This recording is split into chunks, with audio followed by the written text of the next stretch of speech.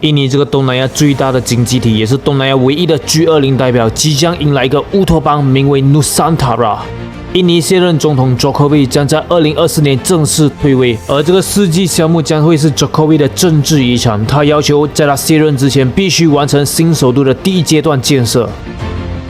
Nusantara adalah kota pintar masa depan yang berbasis hutan dan alam. Belum ada di dunia, belum ada. Tolong dicarikan, belum ada. Ini yang membedakan, ini yang nanti menjadi diferensiasi ibu kota kita dengan ibu kota negara-negara lain. 70% areanya nanti adalah area hijau.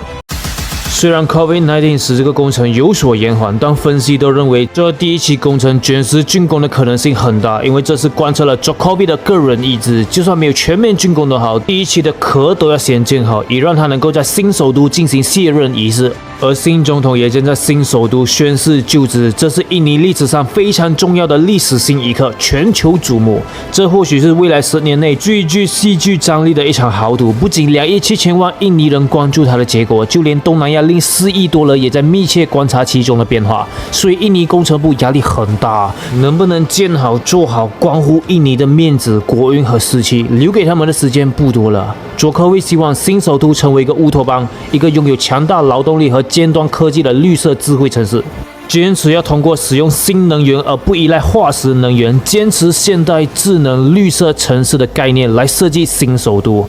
可再生能源将满足所有的能源需求。到了2045年，全市将实现净零排放。全市将预留10% 的土地用于粮食生产，60% 的城市垃圾得到回收利用，100% 的废水得到处理利用。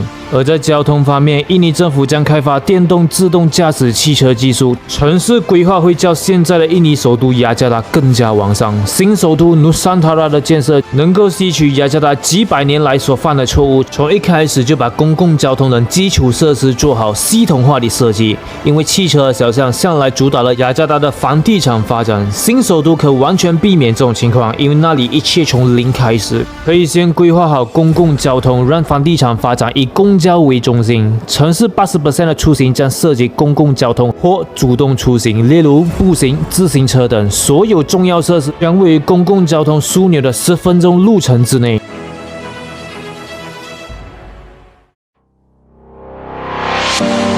Hello， 大家好，我是尼克斯，尼克是一个专注提供国际知识的频道。如果你还没订阅的话，现在是时候订阅了，还记得打开你的小铃铛，我会每周更新。上一期我们就谈到了印尼首都雅加达即将沉没，究竟是什么原因造成的呢？如果你还没看到的话，请按上面的链接去看呗，或等下来频道找也行。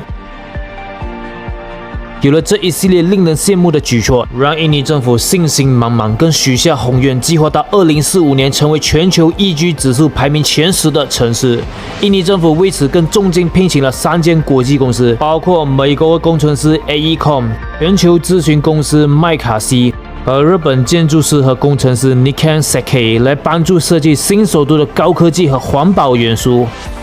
为此，印尼政府准备了18万公顷的土地用于建设新首都，并清理了数千公顷的森林、田地、草原，为新首都让路。这座新城市被命名为 Nusantara。Nusantara 在爪哇语的意思是群岛之一，这是 Jokowi 从80多个候选名单中挑选出来的。据印尼政府介绍，此名符合印尼群岛之国的特点，能充分体现国家的形象。印尼乃是当今世界上最大的群岛国家，没有之一。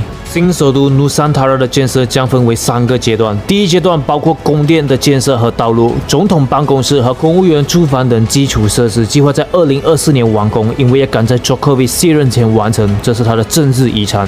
预算为330亿美元，其中国家将出资19%，其余将由国企或私企通过公司伙伴关系 PPP 资助。